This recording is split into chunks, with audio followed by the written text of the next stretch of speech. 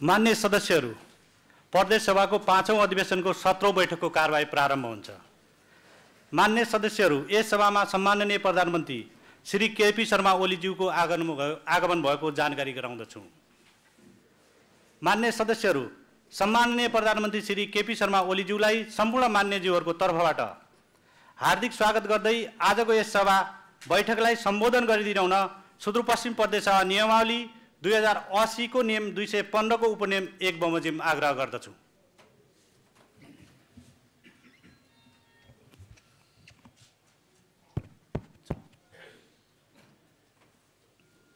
माननीय सभामुख महोदय, प्रदेश सभा सुदूरपश्चिम प्रदेश सभाका सम्पूर्ण मान्य सदस्यज्यूहरू, आज सुदूरपश्चिम प्रदेश सभालाई सम्बोधनका लागि आमन्त्रण गर्नुभएकोमा म माननीय मुख्यमन्त्रीज्यू, माननीय सभामुखज्यू लगायत सभा र सरकारका सबै प्रतिनिधि साथीहरूलाई हार्दिक धन्यवाद भन्न चाहन्छु। आज यो ऐतिहासिक प्रदेश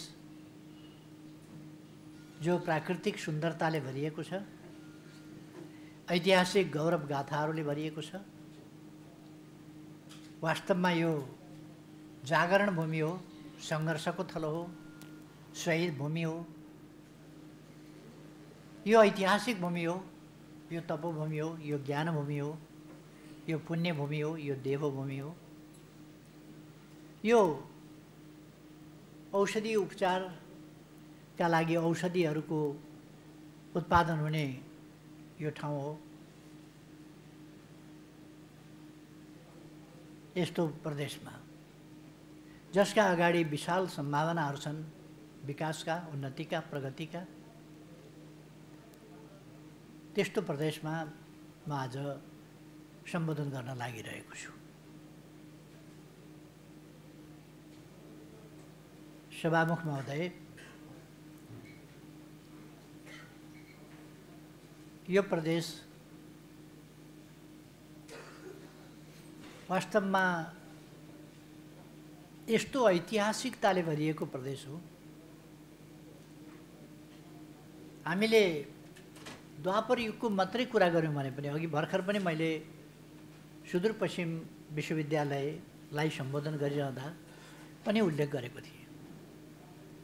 यो वेद व्यासले जो तनहुमा जन्मिनु भएको थियो, हुर्किनु भएको थियो, उहाँले आएर दीर्घकालसम्म ठुलो तपस्या गर्ने, तपोभूमिको रूपमा ध्यान गर्ने, ध्यान भूमिको रूपमा र ध्यान मार्फत ज्ञानलाई सङ्गठित र व्यवस्थित गर्ने भूमिको रूपमा प्रयोग गर्नुभएको थियो। त्यसकारण उहाँले जुन ठाउँमा बसेर ध्यान गर्नुभयो त्यस हिमालको नाम नै, जुन हिमालको काखमा बसेर ध्यान गर्नुभयो त्यस हिमालको नाम नै व्यास हिमाल रहेको छ। यो व्यास हिमाल भएको ठाउँ, ओम हिमाल भएको ठाउँ, अपी हिमाल भएको ठाउँ, त्यहाँदेखि जैविक विविधताका अनेक पक्षहरू, यहाँ पनि डाँफे मुनालदेखि, गैँडादेखि, हात्तीदेखि अनेक प्रकारका जीव जन्तुहरूको यो वासस्थान, विविधताले भरिएको, जैविक विविधताले, वनस्पतीय विविधताले, सामाजिक सांस्कृतिक विविधताले, हावापानीको विविधताले भरिएको ठाउँ। यस प्रदेशको यदि कसैले यस प्रदेशको तापक्रम आज कति छ भन्यो भने धनगढीको नाप्ने कि कहाँको नाप्ने, ओम हिमालको नाप्ने कि व्यास हिमालको नाप्ने कि अपी हिमालको नाप्ने कि, ती पनि यही प्रदेश हुन्। त्यसकारण यस प्रदेशको कुन ठाउँको तापक्रम सोधेको भनेर सोध्न पर्ने हुन्छ। दिपायलको सोधेको कि अथवा कहाँको सोधेको। यो अनेक तीर्थस्थलहरूले भरिएको ठाउँ हो। उग्रतारादेखि लिएर अरू विभिन्न मन्दिरहरूदेखि लिएर शैलेश्वरीदेखि लिएर थुप्रै खालका रमणीय स्थल, ऐतिहासिक, पौराणिक र पुराणमा व्याख्या गरिएका स्थलहरू यहाँ थुप्रै छन्। परशुराम धाम, यसले सत्ययुगदेखि त्रेतायुगसम्मलाई सम्झाउँछ। परशुराम धामको बारेमा या परशुरामको बारेमा अघि मैले प्रदेश उसमा विश्वविद्यालयमा सम्बोधन गर्दा पनि भनेको थिएँ, परशुराम र राम यस्तो व्यक्तित्वहरू हुनुहुन्छ जसले सत्ययुगबाट त्रेतायुगमा परिवर्तन हुँदाखेरि, युग परिवर्तन हुँदाखेरिको एउटा कथा छ। परशुरामले शिवको धनु, शिव भनेको सत्ययुगका, शिव सत्ययुगका, जमदग्नि सत्ययुगका, परशुरामका बुबा, परशुराम सत्ययुगका, दशरथ सत्ययुगका, राजा जनक सत्ययुगका। त्यसै भएर परशुरामले शिवको धनु जनकको दरबारमा राखेका थिए। दरबारमा राखेको धनु राजा जनकले, यस धनुमा जसले ताँदो चढाउँछ उसले मात्रै मेरी छोरीले उसलाई मात्रै स्वयंवर गर्नेछ भन्ने एउटा शर्त राखिदिए। त्यो धनु थियो शिवको। परशुरामले शिवको धनु लगेर जनकको दरबारमा राखेको। लामो कथामा नजाउँ, रामले ताँदो चढाउनलाई अलिकति नुहाउन खोज्दाखेरि, किन त्योभन्दा अगाडि धेरैले नुहाउन नसकेर पराजित भएर छोडेका थिए। त्यसबाट अलिक धेरै बल गरेरै नुहाउनुपर्छ भन्ने रामलाई पनि अलिक भित्र पर्यो होला। एकपल्ट नसक्नु, अर्कोपल्ट नसक्नु, फेरि अर्कोपल्ट कोसिस गर्नु त राम्रो भएन। त्यसबाट उनले अलिक बल लगाउनु पर्ने रहेछ, नत्र ताँदो चढाउन नसकिने रहेछ, अलिक नुहाउनु पर्ने रहेछ भनेपछि अलिक बल लगाएर तान्दा पड्याक्क भाँचियो। त्यसले स्वयंवर त हुने कुरालाई बाधा पुगेन, स्वयंवर त हुनै भयो। ताँदो चढाउनै परेन, पहिले नै चढाउन खोज्दैखेरि धनु नुहाउँदै भाँचियो। मैले यहाँ प्रसङ्ग भन्न खोजेको के हो भने, त्यसपछि परशुराम रिसाएर आउँछन्। राम लक्ष्मण भेटिन्छन् अनि परशुराम साह्रै रिसाएको देखेर लक्ष्मणले, गुरु किन यस्तो रिसाउनु भएको? अब अलिक पुरानो रहेछ, मक्काको रहेछ, अलिक थोत्रिएको हुँदो हो, दाइले यसो ताँदो चढाउनु नुहाउँदाखेरि भाँचियो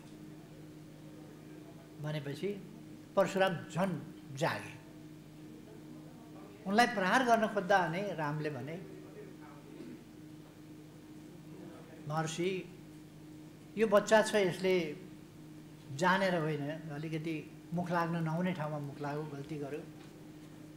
धनु भाँचिएको मेरो हातबाट हो, त्यस कारण यसतिर होइन, जे दण्ड दिनुपर्छ मलाई दियोस्। धनु भाँचियो, मेरो हातबाट भाँचियो, यो बालकको हातबाट भाँचिया होइन। त्यस कारण म दण्ड दिने हो भने मलाई दियोस् भनेपछि परशुरामले तैँले पो भाँचेको भनेर बन्चरो उठाउनु। बन्चरो उठाउन खोज्दा परशुरामका हातबाट बन्चरो उठेन। फेरि उहाँले उठाउन खोज्नुभयो, फेरि पनि बन्चरो उठेन। उहाँले आफू अलिक युवा अवस्थातिर लाग्नै खोज्दा बाल्यकालमै आकाशवाणी भएको वा यस्तै कसैले उहाँलाई, कुनै विद्वानले भनेको उहाँलाई स्मरण आयो, कुनै समय एक व्यक्ति तिम्रो अगाडि यस्तो आइपुग्छ जसलाई भेट्ने बित्तिकै तिम्रो आधा शक्ति उसमा हस्तान्तरित हुन्छ र तिम्रो शक्ति आधा क्षीण हुन्छ। उसको जति शक्ति छ त्यसमा तिम्रो आधा शक्ति गएर जोडिन्छ। त्यसपछि यस्तो दुर्घटना हुनेछ कि तिमीले गल्तीले अहङ्कारवश राम्ररी नसोचिकन हतियार प्रयोग गर्न खोज्नेछौ। हतियार प्रयोग गर्न खोज्दा बाँकी शक्ति पनि तिम्रो अगाडि भएको व्यक्तिमा सर्नेछ। त्यसो भएपछि तिमीले त्यो हतियार पनि उठाउन सक्दैनौ।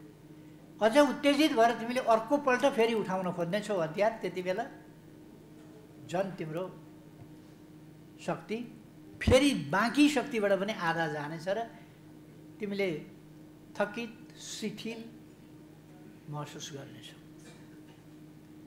तिमीलाई उभिन गाह्रो भए जस्तो, हिँड्न गाह्रो भए जस्तो, बन्चरो उठाउन गाह्रो भए जस्तो, बोक्न मात्रै पनि गाह्रो भए जस्तो महसुस हुनेछ। त्यसबेला तिम्रो युग, तिमीले नेतृत्व गरेको युग, सत्य युगको यो अन्तिम चरण यो समाप्त हुनेछ र त्रेता युगमा रामचन्द्रले नेतृत्व गरेको त्रेता युगमा युग प्रवेश गर्नेछ। अबको नायकत्व, त्यस दिन उपरान्तको नायकत्व, त्यस क्षण उपरान्तको नायकत्व तिम्रो होइन, रामचन्द्रको हुनेछ। यो एउटा युग परिवर्तनको कुरा हो भन्ने उनले सम्झिएर अनि प्रभु मैले चिनिन, गल्ती गरेँ भनेका थिए। अथवा यो रामले धनुष भङ्ग गर्दाखेरि, धनुष भङ्ग सत्ययुगको अन्त्य थियो, परशुरामको वञ्चरो नउठ्नु सत्ययुगको अन्त थियो, राममाथि प्रहारको प्रयास गर्नु सत्ययुगको अन्त थियो र त्रेता युगको प्रारम्भ थियो। अर्थात् यो त्यस बेलाको जमानाको कुरा हो जहाँ परशुराम धाम यहाँ छ।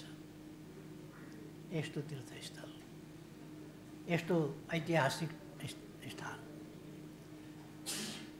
अहिले हामी जङ्गल देख्दा, जङ्गल वारिपारी देख्दा, यस्तो देख्दाखेरि अरू ढङ्गले सोच्न सक्दछौँ। तर यी जङ्गल भनेका त 100 वर्षमा जङ्गल भइसक्छ, अलिक वर्षमा जङ्गल मासिसक्छ, यस्ता कुराहरू भइरहन्छ। मैले खालि परशुराम धामको महत्त्वको कुरा, परशुरामको महत्त्वको कुरा, परशुराम कुन जमानाका थिए भन्ने कुरा र यस ठाउँको इतिहास कहिलेको रहेछ भन्दा परशुराम, रामचन्द्र, दशरथ, राजा जनक आदिको समय, विश्वामित्र उहाँहरूको समय रहेछ। अथवा विश्वामित्रका छोरा पहिलो सर्जन, विश्वको पहिलो सर्जनको जमानाको कुरो रहेछ यो भन्ने कुरा थाहा हुन्छ। अथवा यो सीतारामको जमानाको कुरा रहेछ भन्ने कुरा थाहा हुन्छ। यो स्थान त्यति पुरानो ऐतिहासिकता बोकेको ठाउँ हो र यो अनेक धामहरू, अनेक तीर्थस्थलहरू, अनेक प्रसिद्ध स्थलहरू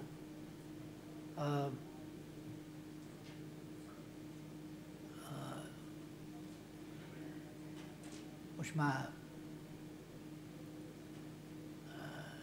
के बाबा भन्छौँ नि हामी, माथि उसको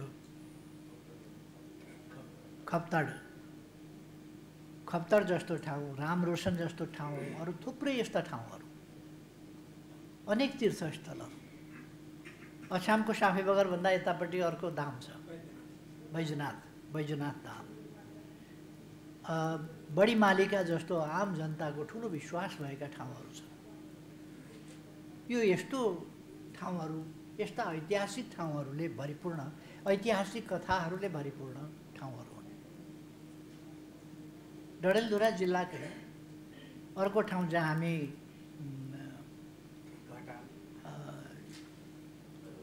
त्यो पाइला भेटिन्छ नि, पाइलाको चर्चा यो के ठाउँबाट हामी यता देब्रेतिर लाग्छौँ नि, यहाँबाट जाँदै जाँदै अब उग्रतारा जस्ता मन्दिरहरू छन् थुप्रै त्यस्ता। र त्यस बेला परशुराम कि कसको चाहिँ पाइताला भन्ने छ। हाम्रो यही भूभाग, अहिले हामी कर्णाली भएका औँला, सुदूरपश्चिम भएका औँला, तर यही ठाउँ डोटी त हजारौँ वर्षसम्म एउटा राजधानी थियो। भागीरथादेखि लिएर कोशीसम्म जसको राज्यको सेरोफेरो थियो, गङ्गाको सेरोफेरोदेखि। यो अघि मैले त्रेता युगको कुरो गरेँ, त्रेता युग प्रवेश गर्दाको कुरो गरेँ सत्ययुगबाट। द्वापर युगमा यसैतिरबाट डोटी राज्यबाट, सिजा राज्यबाट महाभारतको युद्ध लड्न गएका थिए। महाभारतको युद्ध हाम्रा पुर्खाहरूले लडेका थिए। अर्थात् यो सत्ययुग, त्रेतायुग, द्वापर युग र त्यसभन्दा पछिल्ला युगहरू यी सबै युगहरू यसका लागि साक्षी रहेको यो ठाउँ। तर विभिन्न कारणले सुदूरपश्चिम प्राकृतिक सुन्दरता मात्रै होइन, तपाईँहरूले ठिक विशेषण राख्नुभएको छ कि यो सुन्दर सुदूरपश्चिम भनेर, यो त हो नै। तर सुन्दर सुदूरपश्चिम सुन्दर मात्रै छैन, उर्वर पनि छ, ऐतिहासिक गौरव बोकेको छ यसले वर्तमानमा ठुला सम्भावनाहरू बोकेको छ र सुन्दर भविष्य यसले बोकेको छ। यस्तो प्रदेशमा म आएको छु जो अत्यन्तै ऐतिहासिक रहेको छ। मैले अघि नै साथीहरूलाई भनिहालेँ। मैले अलिकति कुरा संक्षिप्तमै लानुपर्नेछ, किनभने आजै काठमाडौँ फर्किनुपर्नेछ, फेरि अर्को पनि कार्यक्रम गरिकन फर्किनुपर्नेछ। अर्को कार्यक्रम अलिक छोटै हुन्छ, तर पनि यो कार्यक्रम चाहिँ जति छोट्याए पनि अलिकति त लामो भइहाल्छ फेरि। त्यस कारण यसलाई मैले धेरै लम्ब्याउन चाहिरहेको छैन, अलिक छोटोमा यस कार्यक्रमलाई अगाडि बढाउन चाहिरहेको छु।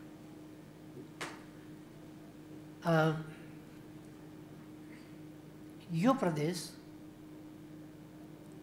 जसको विकासको लागि पर्याप्त सम्भावना छन् र ती सम्भावनालाई ध्यानमा राखेर यसभन्दा अघि पनि म प्रधानमन्त्री हुँदा त्यसै गरी विकासका प्रयासहरूलाई मैले देखिने गरी बुझिने गरी अगाडि सारेको थिएँ। बुलाकी राजमार्ग यस प्रदेशका लागि मात्रै होइन कि सिङ्गै मधेस तराई मेचीदेखि महाकालीसम्मका लागि त्यो राजमार्ग, बुलाकी राजमार्ग, त्यसमा 10वटा स्मार्ट सिटीहरू, ती कामहरू मैले अगाडि बढाएको थिएँ।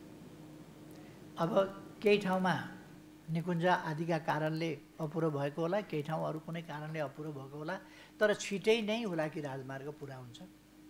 मदन भण्डारी राजमार्ग, मध्य पहाडी पुष्पलाल राजमार्ग, यस्ता राजमार्गहरू, रिभर करिडर, महाकाली करिडरको कुरा। यसपल्ट हामीले हाम्रो खलङ्गा सदरमुकामबाट, दार्चुलाको सदरमुकाम खलङ्गाबाट छाङ्ग्रु जाने बाटो कमसेकम घोडेटो पारिबाट जान नपरोस्, यतैबाट जान सकियोस्, किनभने धेरै ह्युमिलिएसन, धेरै चिज खप्नु पर्यो, यतैबाट जान पाऊँ भन्ने त्यहाँका स्थानीय जनताको, त्यहाँका पालिकाहरूको मागलाई ध्यानमा राखेर गोरेटो मात्रै खोल्नका लागि पनि 5 करोड रुपियाँ यसपल्ट हामीले छुट्याएका छौँ र त्यस 5 करोडले अहिले गोरेटो खोलिनेछ। त्यसपछि पक्की बाटो हामी त्यो पहरो छिचोलेर छाङ्ग्रु पुर्याउनेछौँ र त्यसलाई टिङ्कर पुर्याउनेछौँ र त्यसबाट ब्यास हुँदै टिङ्कर पुर्याएर त्यसलाई ताक्लाकोट नाका, ताक्लाकोट उताको बजारसँग जोड्ने र त्यसलाई एउटा व्यापारिक केन्द्र बनाउने, त्यसलाई भन्सार सुविधा आदि दिने, यी कुराहरूमा पनि हामीले ध्यान दिएका छौँ। यस क्षेत्रको विकासका लागि अन्य रिभर करिडरहरू, सेती होस्, महाकालीको अघि मैले भने त्यस्तै सेती, अरू हाइवेहरू, कनेक्टिभिटीको सम्बन्धमा थुप्रै कामहरू हामीले नयाँ गरेका छौँ।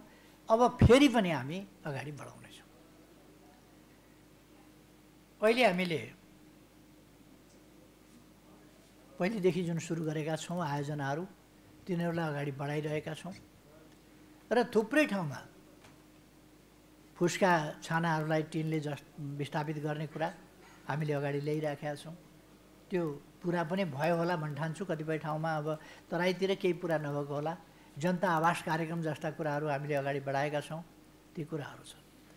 यी अलिक साना खालका कुराहरू भए, जनताको जीवनमा प्रत्यक्ष असर पार्ने कुरा भए र तत्काल असर पार्ने कुरा भए, यस्ता थुप्रै कामहरू हामीले गरेका छौँ। खानेपानी, अहिले खानेपानी लगभग 92% जनता कहाँ खानेपानी पुगेको छ, 98% कहाँ विद्युत पुगेको छ। हामीले जीवन बिमा, स्वास्थ्य बिमा सुरु गऱ्यौँ। त्यसको अलिकति दुरुपयोग भएको छ, त्यसलाई व्यवस्थित गर्नुपर्नेछ। यी अलिकति मसिना कुराहरू भए, तर जनतासँग प्रत्यक्ष सरोकार भएका, जोडिएका। हामीले यस ठाउँको विकासका लागि, सुदूरपश्चिमको विकासका लागि गेटा मेडिकल युनिभर्सिटी जस्तो कुराहरू स्थापना गरेका छौँ। यसै वर्षभित्र मेडिकल एजुकेसन, हस्पिटल र मेडिकल एजुकेसन सुरु गर्छौँ यहाँ र यसलाई युनिभर्सिटीको रूपमा विकास गर्ने बाटोतिर अगाडि बढाउँछौँ, यसको सशक्तिकरण गर्छौँ। यो कुरा साथीहरूलाई थाहा छ। मैले अघि भर्खर विश्वविद्यालयको 5औं दीक्षान्त समारोहमा पनि भने सुदूरपश्चिम विश्वविद्यालय स्थापना गर्नुपर्छ भन्ने सभामा छलफलमा म पनि सहभागी थिएँ र मैले त्यहाँ 10 लाख रुपियाँ दिन्छु भनेको थिएँ र तपाईहरू काठमाडौँ डेलिगेसन आउनका लागि त्यो 10 लाख मध्ये मसँग जुन खल्तीमा छ त्यो 50,000 रुपियाँ म अहिले दिइहाल्छु, त्यसबाट काठमाडौँ आउनुहोस्, काठमाडौँमा बसेर छलफल गरेर सुदूरपश्चिम विश्वविद्यालय स्थापना गरी छाड्ने भन्ने निर्णय गरेर हामी उठ्यौँ र पछि उहाँहरू काठमाडौँ पनि आउनुभयो। त्यस विश्वविद्यालयको पहिलो आम्दानी भनेको त्यो 50,000 हो। बकौता उठाउन बाँकी चाहिँ मैले पनि दिन भुलिराख्ने, उहाँहरूले पनि उठाउन, उहाँहरू पनि गतिलो साउ होइन रहेछ, म पनि गतिलो आसामी भइनछु। त्यसले गर्दा 9.5 लाख रुपियाँ मैले तिर्नै बाँकी छ। जब कुरा चलो सम्झिन्छ फेरि बिर्सिन्छ। तर मैले आज पनि भने त्यहाँ अब मैले पनि सम्झिन्छु, बिर्सिन खोजेँ भने पनि तपाईँहरूले अलिक गतिलो साउ हुनु पऱ्यो, उठाउनु चाहिँ उठाउनु पऱ्यो, आउने आम्दानी पनि नउठाउने त्यस्तो हुन्छ, उठाउनु पऱ्यो तपाईँहरूले पनि भनेको छु मैले। साथीहरूले मलाई पक्कै सम्झाउनुहुन्छ र त्यो उठ्छ। मैले व्यक्तिगत तवरमा पनि यसरी ध्यान दिएको छु यस क्षेत्रको विकासको सन्दर्भमा। गेटा मेडिकल कलेजको सन्दर्भमा अस्ति भर्खर मात्रै पनि हामीले यसलाई विश्वविद्यालयको रूपमा अगाडि बढाउने भन्यौँ। डडेलधुरामा हस्पिटल एन्ड मेडिकल कलेज भनेका छौँ। डडेलधुरामा अस्ति मैले चाइना जाँदाखेरि कबड हल बनाइदिने, एउटा सभा हल बनाइदिने भन्ने कुरा त्यहाँ प्रस्ताव राखेको छु र त्यो उहाँहरूले मन्जुर गर्नुभएको छ। अब त्यो प्रस्ताव अगाडि बढाउने बित्तिकै हामी त्यो कबड हल छिटै तयार गर्न सक्छौँ। बढी लाग्यो भने 2 वर्ष लाग्ला। 2 वर्षभित्र डडेलधुरामा कबड हल पनि तयार गर्न सक्छौँ। यहाँको रङ्गशाला मैले हेरेको छु, अहिले म त्यहीँ उसबाट आएँ, त्यही होइन रङ्गशाला? रङ्गशाला जस्तो छैन, एउटा खेल मैदान मात्रै हो यो। यसलाई आधुनिक भव्य रङ्गशालाको रूपमा विकास गर्नुपर्छ। जमिन कति छ त्यो हेर्नुपर्छ, जति जमिन छ त्यसमा जे गर्न सकिन्छ यसको स्तर वृद्धि त्यो पनि गरिनेछ। यहाँको खानेपानीका आयोजनाहरू होस्, यहाँका विद्युतका ऊर्जाका आयोजना हुन्, पश्चिम सेतीको कुरा होस्, सेतीको कुरा होस्, अथवा अन्य आयोजनाहरू हुन्, विभिन्न आयोजनाहरूको सन्दर्भमा हामीले ध्यान दिन्छौँ। यो र कर्णाली प्रदेशको संयुक्त आयोजना नै जस्तो भन्नुपर्छ। कर्णालीमा हुने अप्पर कर्णाली अछामको एउटा चोसो पर जान्छ र त्यही चोसालाई लिएर ऊर्जा उत्पादन गर्ने हो अप्पर कर्णालीको। त्यो समेत पनि हामीले अगाडि बढाइराखेका छौँ र अब ढिलो हुन नदिने भनेका छौँ। पञ्चेश्वर चिसापानी शेरबहादुर देउबाजी प्रधानमन्त्री हुनुहुन्थ्यो र तपाईँहरू सबैलाई थाहा होला, मैले नराम्रो गाली खाएँ, तर पञ्चेश्वर परियोजना बनाउनुपर्छ भनेर त्यसलाई रिफर्म गर्ने, बिग्रिएको पञ्चेश्वर परियोजना त्यसलाई टनकपुर सम्झौता बिग्रिएकोलाई हामीले सपार्यौँ र एउटा राम्रो स्थितिमा हामीले पुर्यायौँ। अहिले 28 क्युमेक्स पानी कञ्चनपुरलाई दिनुपर्ने, चाँदनी दोधारामा यो फेरि अघिल्लैपल्ट म प्रधानमन्त्री हुँदाखेरि दिनुपर्छ तपाईँहरूले भनेर सहमति भइसकेको थियो। के भएर अलिकति अल्झियो, के भएर रोकियो थाहा छैन, तर रोकिनु रोकिँदैन। अब पञ्चेश्वर परियोजना निर्माण हुन्छ र चाँदनी दोधारा नगरपालिकाका लागि 10 क्युमेक्स पानी शारदा क्यानेलबाट हामी पाउँछौँ, त्यस नहरबाट हामी पाउँछौँ। त्यो कुरा अगाडि बढिराखेको छ, अगाडि बढ्छ। तपाईँहरूलाई थाहा छ महाकाली नदीमा हामीले फलामको ब्रिज, झोलुङ्गे ब्रिज मात्रै होइन, त्यसमा बुढाबुढी केटाकेटी पारै गर्न सक्दैन। 2 किलोमिटर उकालो चढ्दै ओह्रालो चढ्दै, उकालो चढ्दै ओह्रालो चढ्दै गर्नुपर्छ। मै सक्दिनँ त्यो 2 किलोमिटर त्यसरी वारपार गर्न भने। त्यस्तो ठाउँमा अहिले 4 लेनको चौडा पुल हामीले बनाएका छौँ महाकाली नदीमा। त्यसभन्दा पारी हामीले सुखा बन्दरगाह बनाउँदैछौँ। अहिले रुख काट्ने ओर्ने आदि कामहरू भइराखेका होला, मैले भन्दा बढी तपाईँहरू जान्नुहुन्छ। म अलिक अगाडि आएको थिएँ, प्रधानमन्त्री नहुँदै चाँदनी दोधारामा एउटा भवन उद्घाटन गर्नका लागि, पालिका भवनको लागि उद्घाटनका लागि। त्यसबेला आउँदा मैले ती ठाउँहरू हेरेको थिएँ। त्यसपछि हामीले भारतसँग फेरि कुराकानी गरेका छौँ र अगाडि बढाएका छौँ। पुलमा जे समस्याहरू परेका भनिएको छ ती समस्याहरू हामी समाधान गर्नेछौँ।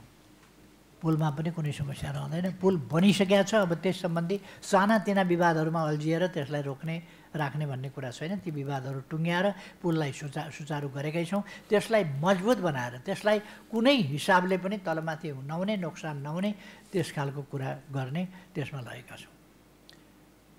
अब यस्ता विकास निर्माणका थुप्रै कामहरू, बाटाघाटा, चाहे बिपी नगर हुँदै खुटिया, दिपायल, के अरे चैनपुर र उरै जाने बाटोको कुरा होस्, चाहे अरू बाटाहरूका कुरा हो, यी सबै कुराहरूमा हाम्रो ध्यान गएको छ। हामीले कर्णालीमा विभिन्न ठाउँमा पुल हालेको यहाँहरूलाई थाहा छ। मदन भण्डारी हाइवेमा पुल हालेको छ, पुष्पलाल हाइवेमा पुल हालेको छ, ती कुराहरू थाहा छ। र विभिन्न ऊर्जा जलस्रोत सम्बन्धी आयोजनाहरू, कर्णालीसँग सम्बन्धित आयोजनाहरू पनि ती बन्दैछन्, त्यो तपाईँहरूलाई थाहा छ। त्यसो भएर हामी यी पक्षहरूमा ध्यान दिइरहेका छौँ। म प्रदेश सरकारलाई के आग्रह गर्न चाहन्छु भने यहाँ यस प्रदेशलाई आधुनिक, विकसित, समृद्ध प्रदेश बनाउनु छ। यहाँ शासन, सुशासन राम्रो बनाउनु छ। यहाँका जनताको आम्दानी कसरी वृद्धि हुन्छ भन्ने कुरामा जानु छ। आम्दानी वृद्धि गर्नु छ र हरेक परिवारका मुलीसँग आफ्नो परिवारले वर्षभरिमा गर्ने खर्चभन्दा आफ्नो परिवारको वार्षिक आम्दानी बढी हुन सकोस्। अनावश्यक ढङ्गले खर्च नगर्ने, ठिक ढङ्गले खर्च गर्दाखेरि, मितव्ययी ढङ्गले खर्च गर्दा आम्दानी बढी हुन सकोस् र बचतको स्थितिमा हरेक परिवार जान सकोस् भन्ने कुरालाई ध्यानमा राखेर रोजगारीका अवसर खोज्ने भनेर रोजगारीका अवसर कहाँ भेटिन्छ? त्यसकारण हामीले उद्यमशीलताको विकास गर्नुपर्छ। उद्यमशीलताको विकास गर्यो भने रोजगारीका अवसर त्यहाँबाट सिर्जना हुन्छ। हरेक व्यक्तिमा उद्यमशीलता, जब खोज्ने होइन, जब सिर्जना गर्ने, त्यस ढङ्गले जाने अभियानलाई हामीले अगाडि लिएर जानुपर्छ। अहिले छिटै नै एउटा रोजगार प्रवर्धन सम्बन्धी सेमिनार हुँदैछ काठमाडौँमा। त्यस सेमिनारमा यस प्रदेशको प्रतिनिधित्व होस्। म आग्रह गर्न चाहन्छु कि त्यस सेमिनारमा प्रतिनिधित्व भयो भने त्यसले विकासको सम्बन्धमा छलफलमा सहभागिता पनि हुन्छ र कसरी विकास गर्ने भन्ने कुराको आइडिया पनि बढी आउँछ। अस्ति हामीले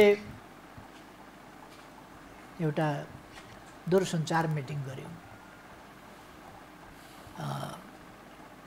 त्यस मिटिङले प्रदेशका भनाइहरू, कुराहरू मैले सुनेको छु।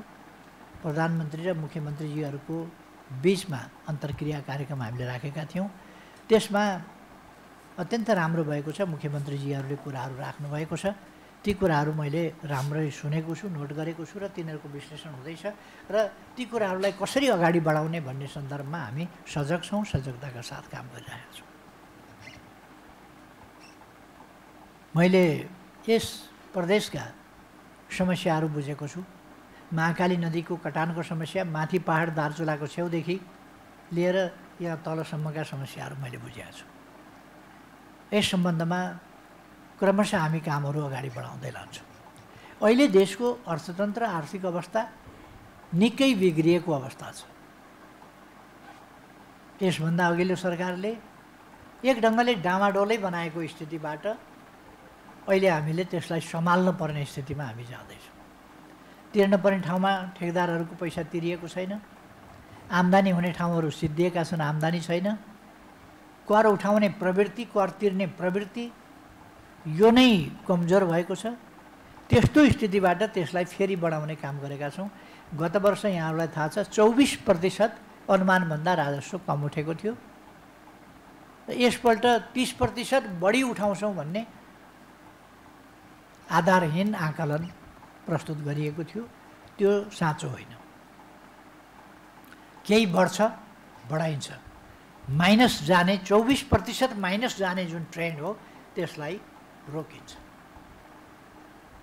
अर्थतन्त्रलाई विभिन्न ढङ्गले ट्र्याकमा ल्याइन्छ।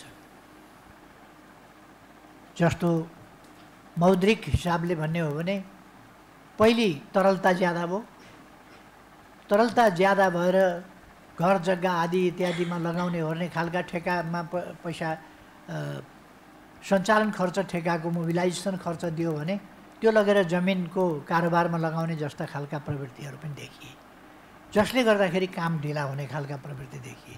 अति मोबिलाइजेसनले एउटा अर्को सङ्कट ल्यायो। त्यसपछि मोबिलाइजेसनै भएन, किनभने ब्याङ्कहरूमा तरलता नै भएन, किनभने ब्याङ्कहरूमा पैसै भएन। अब ब्याङ्कहरूमा पैसा छ, मान्छेहरूमा विश्वास छैन। अवस्था त्यस्तो छ। यसलाई सच्याएर अगाडि जानुपर्ने छ।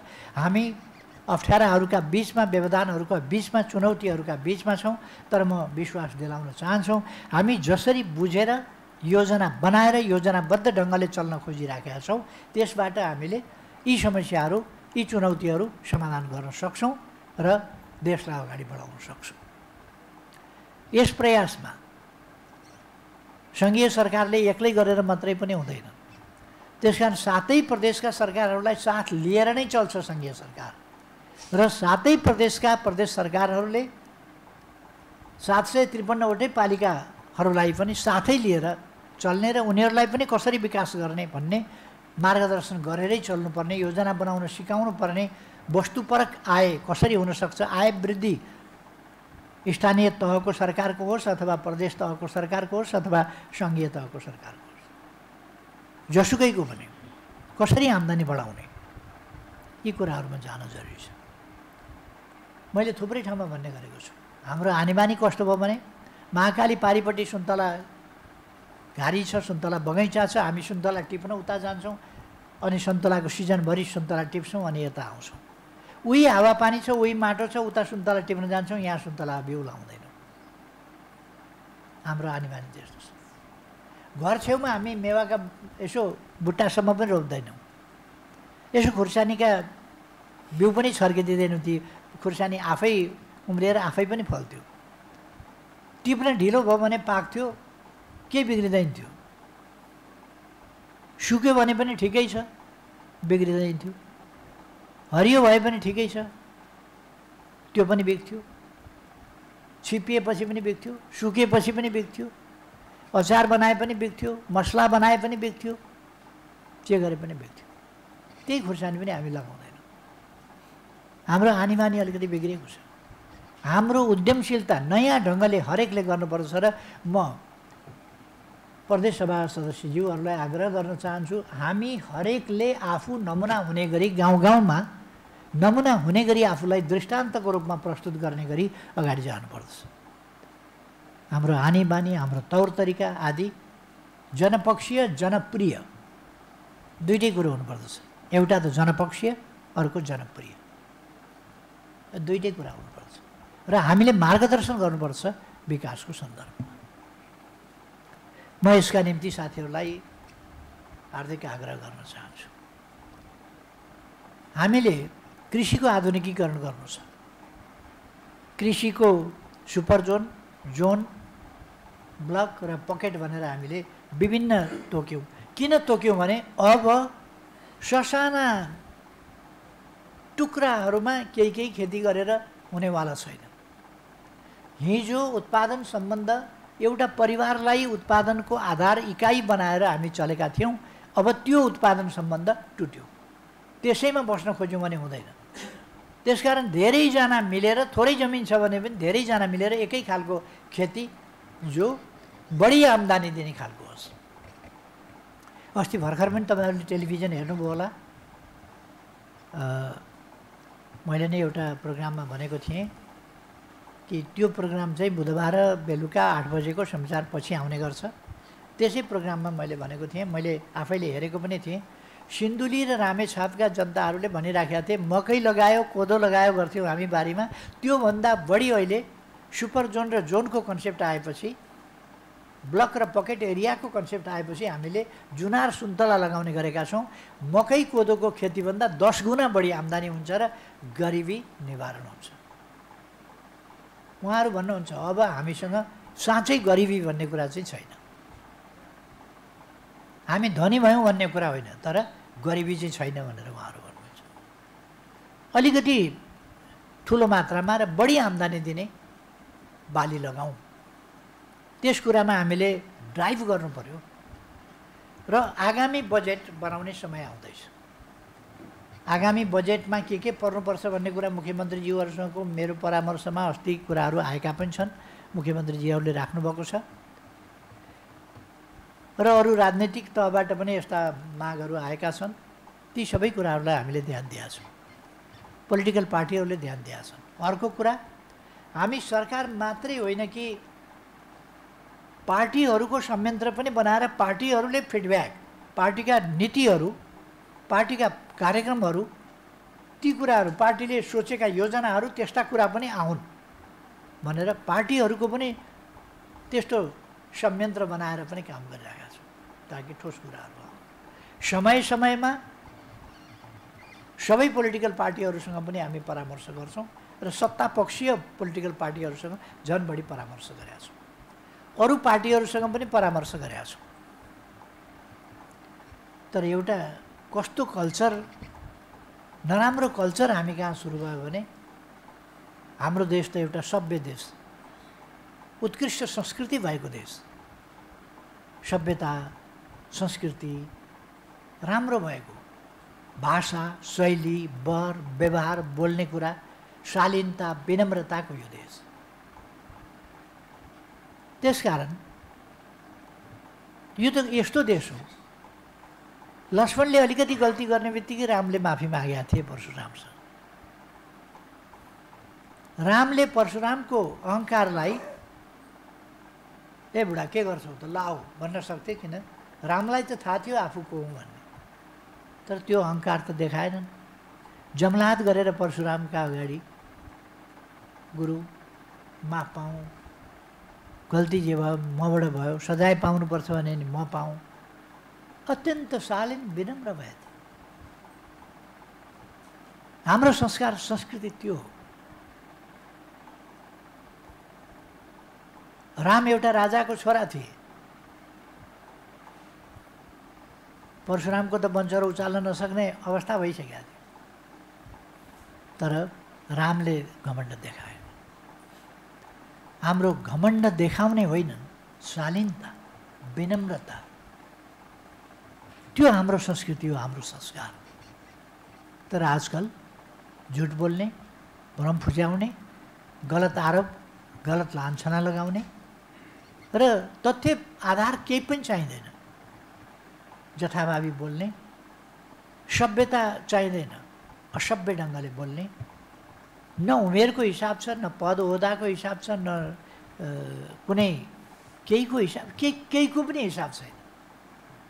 त्यस्तो खालको एउटा असभ्यताको बाटोमा देशलाई धकेल्ने त्यो प्रयासहरू भइरहेको छ, जो चिन्ताको विषय हो हाम्रो समाजका लागि। राजनीति बिग्रियो भने एउटा दुईटा चुनावमा फेरि सच्याउन सकिन्छ। गलत पार्टी आयो भने त्यसलाई जनताले छोड्न सक्दछन् र अर्को ल्याउन सक्दछन्।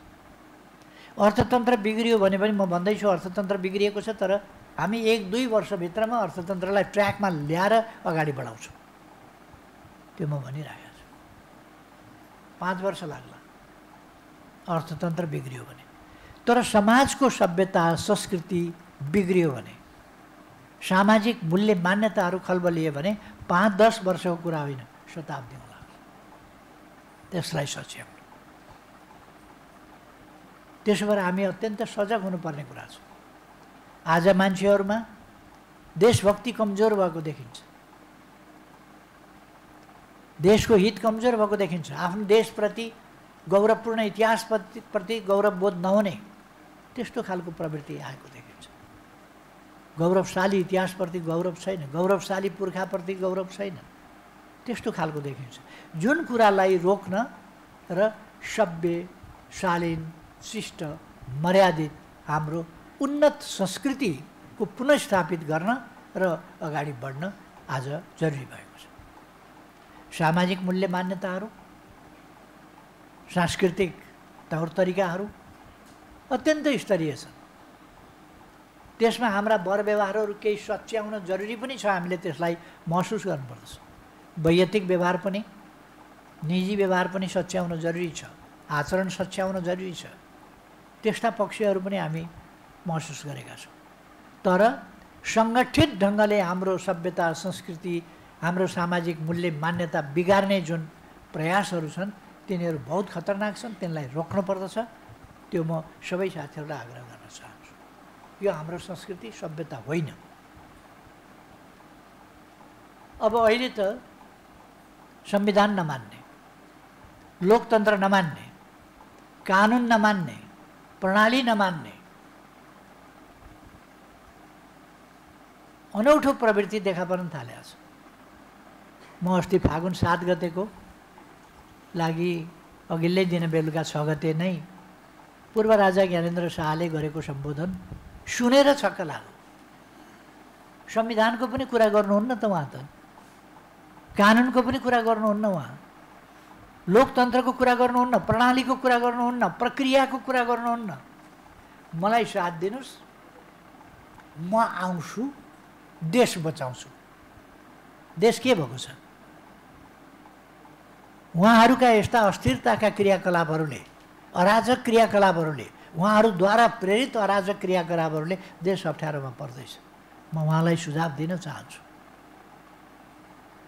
एउटा पूर्व राजाको हैसियतले उहाँले त्यति वर्ष पुस्तौनी सत्ता चलाएको हैसियतले उहाँले देशलाई सभ्य, सुसंस्कृत ढङ्गले लोकतान्त्रिक बाटोमा, लोकतान्त्रिक विधिबाट संविधान र कानुन अनुसार सञ्चालन गर्नुपर्छ भनेर सिकाउनु पर्ने ठाउँमा के चुनावमा साथ माग्या कि भोट माग्या कि के मागेको, मलाई साथ देऊ म आउँछु। कहाँ आउने उहाँ? पोलिटिक्समा आउनुहोस् न, हामी त स्वागत गर्छौँ त। राजनीतिमा आउने कि राजनीतिमा आउने? राजनीतिमा आउने भने यु आर वेलकम, आउनुहोस्, स्वागत छ। उम्मेदवार हुनुहुन्छ र साथ माग्नुहुन्छ, माग्न मजाले पाइन्छ। तर केमा साथ माग्नुभएको तपाईँले? बुझिएन। केमा साथ माग्नुभयो? अहिले बुझिएन मात्रै भनौँ।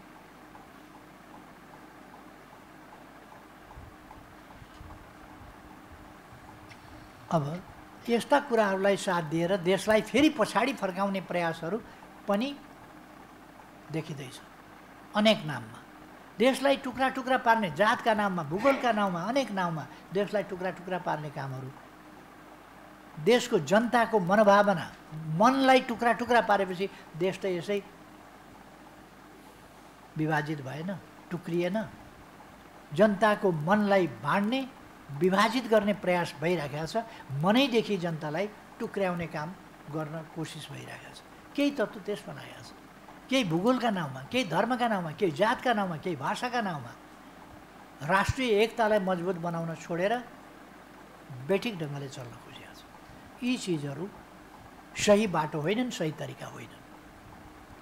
त्यसकारण हामीले समयानुसार सही तरिकाले जानुपर्दछ र कसैले दिएको, व्यक्तिबाट दिएको संविधान होइन, संविधान सभाबाट एउटा संविधान सभाले पार लाउन नसकेपछि फेरि अर्को निर्वाचन गराएर सम्पूर्ण देशका कुना काप्चा सबै ठाउँबाट, कुना कन्दरादेखिका सबै पेसा, व्यवसाय, भूगोल, जाति, धर्म सबैका प्रतिनिधित्वको 601 को बृहत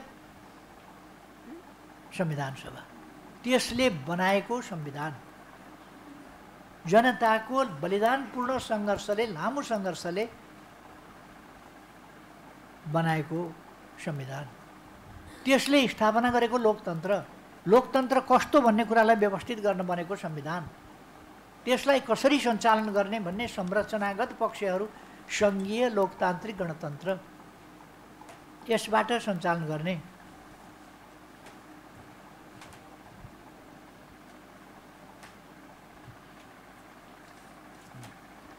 समयको कुरातिर मेरो ध्यान आकर्षण गराउँदै हुनुहुन्छ साथीहरूले।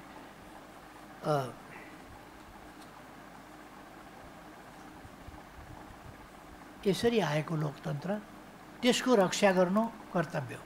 यही कुरा बुझेर यस्तै प्रवृत्तिहरू, कतै फाटोवादी प्रवृत्तिहरू छन्, कतै प्रतिगामी प्रवृत्तिहरू छन्, कतै देशलाई फेरि पछाडि धकेल्ने सपनाहरू छन्, दुःसपनाहरू छन् र कुचेष्टाहरू छन्। यिनै सबै कुराहरूलाई देखेर अस्थिरता र अस्थायित्वमा रमाउन खोज्ने तत्त्वहरूका क्रियाकलापलाई हेरेर त्यसले देशलाई अधोगतितर्फ फर्काउन खोजेको देखेर नै नेपाली कङ्ग्रेस र नेकपा एमाले भएर अहिले स्थिरता स्थायित्वको लागि, सुशासन र विकासका लागि यो सरकार बनेको छ। त्यसकारण यो सरकारको सन्दर्भमा कुनै भ्रम नरहोस् साथीहरूलाई कि यो सरकार अस्थायी हो कि यो अलिक ढलिहाल्छ कि यो अहिले ढल्छ, भरै ढल्छ, बिहानै ढल्छ, दिउँसै ढल्छ, बेलुकै ढल्छ, राति नै ढल्छ भनेको कति सुन्नुभयो। आज पनि अब पूर्व राजालाई लगेर कहाँ सिंहासनमा बसाउने हो भने नारायण हिटी छिराउने के भने थियो।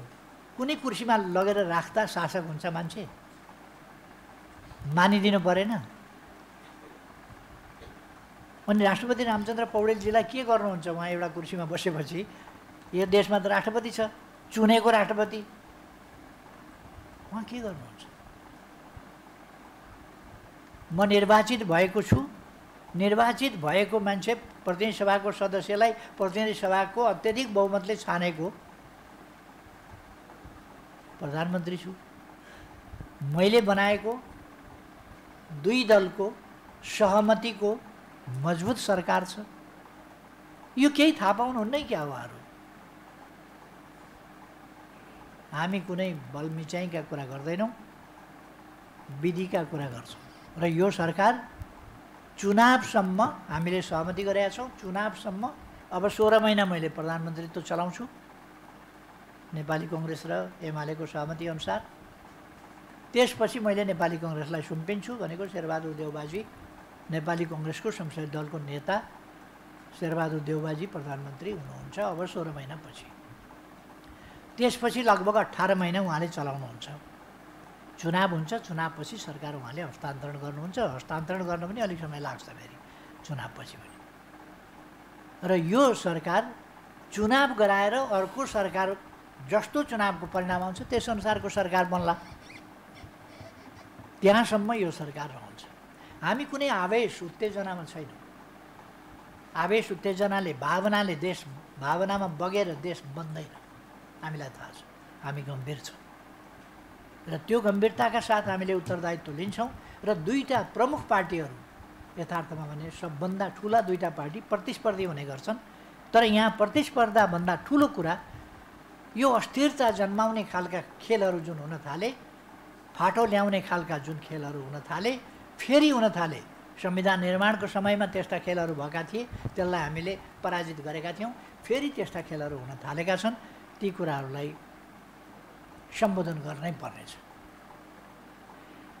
म राजनीतिक दलका जिम्मेवार नेता साथीहरूलाई आग्रह गर्न चाहन्छु कि नेताहरूले अहिलेको परिस्थितिलाई बुझेर लोकतान्त्रिक प्रणालीको पक्षमा, संविधानको पक्षमा जिम्मेवार राजनीतिक पार्टीहरू, प्रमुख पार्टीहरू सबै सरकारमा भएका मात्रै होइन, प्रतिपक्षमा भएका पनि प्रतिगमनतिर देशलाई जान नदिनका लागि एक आवाजमा उभिएको अहिले स्थिति छ। म सबैलाई धन्यवाद भन्न चाहन्छु यस समझदारीका लागि। र जसले अनेक प्रकारका अस्थिरता वा संविधान विपरीतका वा प्रणाली विपरीतका, लोकतन्त्र विपरीतका कुराहरू गर्नुभएको छ, उहाँहरूलाई म भन्न चाहन्छु, सम्झाउन चाहन्छु कि यो बाटो फेरि पनि देशलाई विकासको बाटोबाट अगाडि बढ्न रोक्ने खालको कुरा हो, अस्थिरता मचाउने र देशलाई फेरि अन्योलमा पार्ने, जनतालाई भ्रममा पार्न खोज्ने प्रयास हो। यस्तो काम कसैले पनि नगरौँ भनेर सबैलाई म आग्रह गर्न चाहन्छु। म भन्न चाहन्छु यदि अराजकताको बाटोबाटै हिँडेर कसैले केही हत्याइहाल्छु, केही प्राप्त गरिहाल्छु भन्ने सपना देखेको छ भने त्यो सपना नदेख्दा राम्रो। आज म यस्तो भूमिबाट यी कुराहरू भनिरहेको छु जुन भूमि सुकराज शास्त्रीका हजुरबाहरू राणा शासनका विरुद्ध राणा शासन स्थापना हुने बित्तिकै त्यसका विरुद्ध आवाज उठाएर उहाँहरू निर्वासित हुनुभएको थियो। 13 वर्ष पिथौरागढमा निर्वासित भएर पछि उहाँहरू फेरि देश फर्किनु भएको थियो। सुखराज शास्त्रीका हजुरबा र काका हजुरबाहरू। यही क्षेत्रका अछामका बलदेव बाकावीर, बलदेव शाह बाकावीर 1903 मा जङ्गबहादुरले कोत पर्वबाट शासन कब्जा गरे। त्यसपछि उनीहरूको विद्रोह सुरु भयो। बलदेव शाह बाकावीरको नेतृत्वमा र राणाहरूले इस्तिहार जारी गरे कि उसलाई जहाँ भेट्छ, जसले भेटे पनि उसलाई मारेर, उसलाई काटेर टाउको हाम्रा हजुरमा बुझाउनु भनेर गरेर 1906 मा बाकावीरको टाउको राणाहरूको दरबारमा बुझाइएर बक्सिस लिएर गएका थिए मान्छेहरूले। ज्ञात अज्ञात थुप्रै शहीदहरू छन्। त्यसमध्ये जानिएको, मानिएको, चिनिएको शहीद भनेको यस भूमिको बलदेव शाह बाकावीर अछामका पहिलो शहीद। दोस्रो गोर्खाका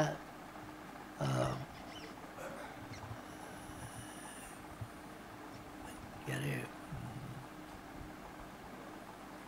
लखन थापा 1933 मा उनलाई मनकामनाले मलाई सपनामा भन्नुभयो देवीले, राणा काट र तिमी राजा हौ भनेको छ, त्यस कारण म राणा काट्न हिँडेको भनेपछि राणाहरूले उनलाई काटे।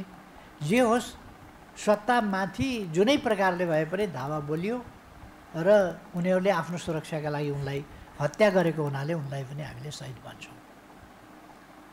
अरू थुप्रै शहीदहरू पछि 4 शहीद 97 सालका 4 शहीद मध्ये एक शहीद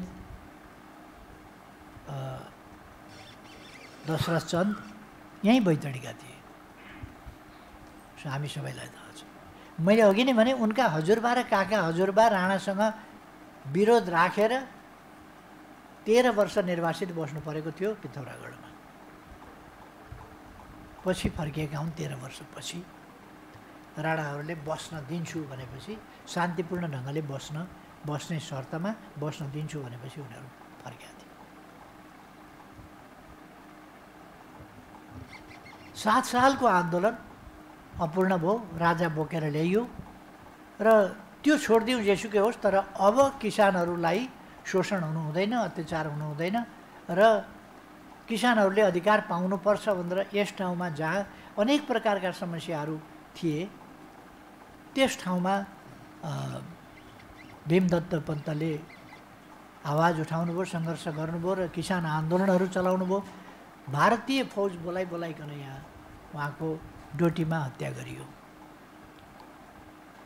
यो 2010 सालमा भीमदत्त पन्त, जसको स्मृतिमा भीमदत्त पन्तका नाममा हामीले थुप्रै कुरा गरेका छौँ, जसमध्ये एउटा नगरपालिकाको नाम नै भीमदत्त नगरपालिका राखेका छौँ। यस्ता शहीदहरूको भूमि, चक्र डगौरा जस्ता निर्दोषमा मारिएका बहादुर योद्धाहरूको भूमि र अरू थुप्रै यस्ता योद्धाहरू छन् यस ठाउँमा शहादत प्राप्त गर्ने। त्यस्तो ठाउँमा यी ऐतिहासिक वीर शहीदहरूलाई स्मरण गर्दै, उहाँहरूप्रति श्रद्धाञ्जली भन्दै र उहाँहरूका सपनालाई असफल हुन नदिने, जो हामीले साकार पार्दै लगेका छौँ, यसलाई पछाडि फर्काउन नदिने सङ्कल्पका साथ यस प्रदेश सभामा मैले यी कुरा भनिरहेको छु उहाँहरूको भूमिबाट।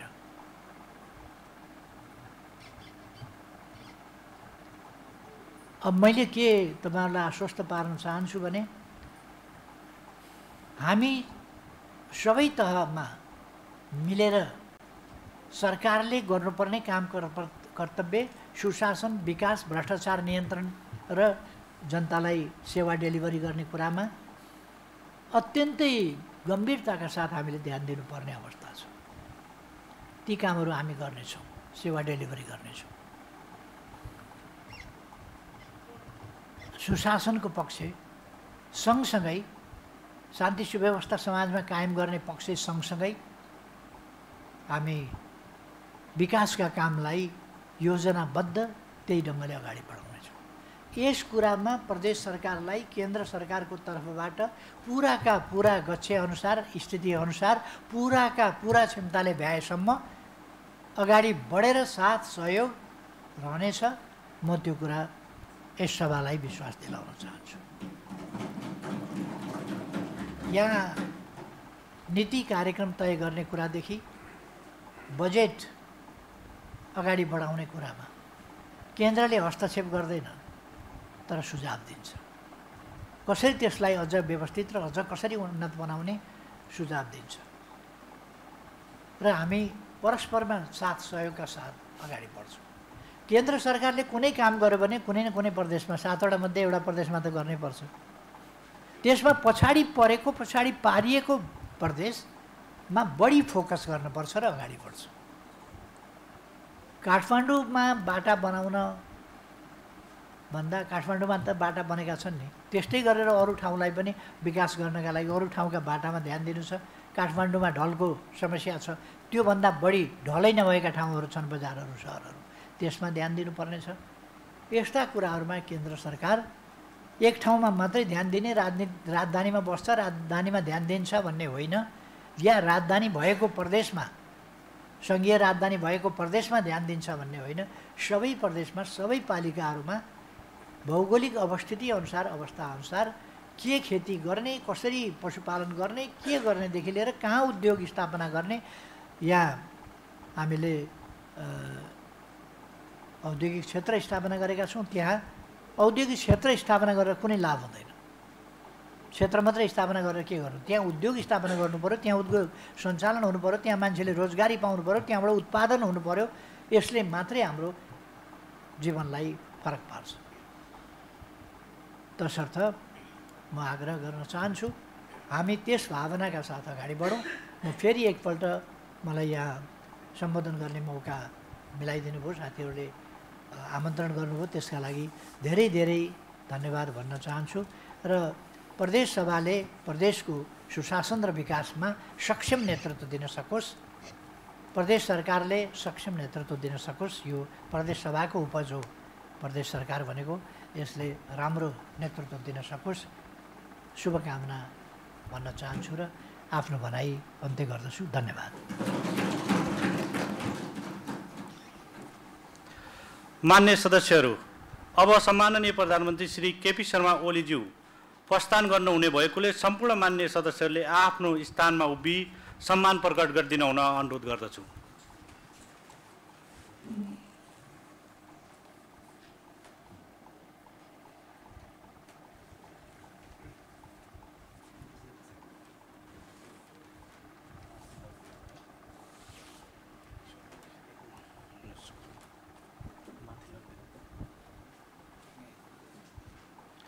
मान्य सदस्यहरू, अहिलेको बैठकको कारबाही यही समाप्त हुन्छ। अर्को बैठक आजै 30 मिनेटपछि बस्ने भएकोले उक्त समयसम्मका लागि बैठक स्थगित हुन्छ।